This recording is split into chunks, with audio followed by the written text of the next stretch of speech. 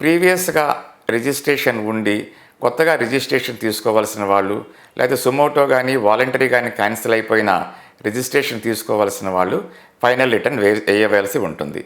Transfer of business as a whole చేయదలుచుకున్న వాళ్ళు ఒకవేళ ఆ యొక్క ప్రొపరేటర్ కానీ చనిపోయిన ఎడల, పార్ట్నర్షిప్ నుంచి ప్రొపరేటర్గా మారిన ఎడల ఆ ఇన్పుట్ ట్యాక్స్ ప్రొటెక్ట్ చేయడం కోసం మనం transfer of business as a whole అనే కాన్సెప్ట్ ఉంది. చేయదలుచుకున్న వాళ్ళు పాత రిజిస్ట్రేషన్ క్యాన్సిల్ చేయవద్దు. కొత్త రిజిస్ట్రేషన్ తీసుకొని ఇన్పుట్ ట్యాక్స్ కొత్త రిజిస్ట్రేషన్కి ట్రాన్స్ఫర్ అయిన తర్వాత మాత్రమే ఓల్డ్ రిజిస్ట్రేషన్ క్యాన్సిల్ చేసుకోవాల్సి ఉంటుంది. తరువాత ఆధార్లో ఉన్న ఒక ఫోటోని లేటెస్ట్గా అప్డేట్ చేసుకోండి.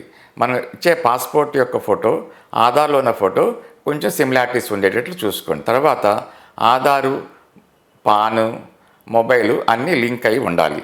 తర్వాత వేకెంట్ ల్యాండ్స్, అగ్రికల్చర్ ల్యాండ్స్లో మనం రిజిస్ట్రేషన్ అప్లై చేసేటప్పుడు ఆ యొక్క సర్వే నెంబరు మీ భూమి పోర్టల్ వెనుక ఉన్న సర్వే నెంబర్ తోటి హక్కుదారులు ల్యాండ్ టైటిల్ హోల్డర్తో పేరుతోటి మ్యాచ్ అయి ఉండాలి. అది మ్యాచ్ కాకపోతే అది రిజెక్ట్ చేయబడుతుంది. తరువాత ఎంటర్ప్రైజెస్, ట్రేడర్స్ అనే పేరుతోటి చాలామంది రిజిస్ట్రేషన్స్ అప్లై చేస్తూ ఉంటారు.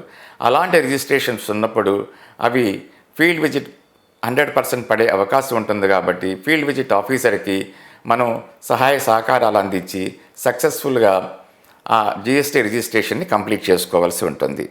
తర్వాత సెన్సిటివ్ కమోడిటీస్ లాంటి గ్రానైట్ కానీ, టైల్స్ కానీ, టింబర్ కానీ లాంటి సెన్సిటివ్ ఎలక్ట్రికల్ గుడ్స్ కానీ సెన్సిటివ్ కమోడిటీస్ తోటి జిఎస్టీ రిజిస్ట్రేషన్ అప్లై చేసేటప్పుడు దానికి జిఎస్టీ ఆధార్ సేవా కేంద్రకి వెళ్ళి మన యొక్క ఫోటోని అప్లోడ్ చేయవలసి ఉంటుంది.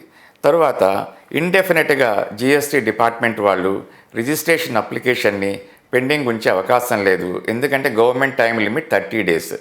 వాళ్ళు ఒకవేళ తేడాలు ఉంటే నోటీస్ ఇస్తే 7 days లోపల మనం రిప్లై ఇవ్వాల్సి ఉంటుంది.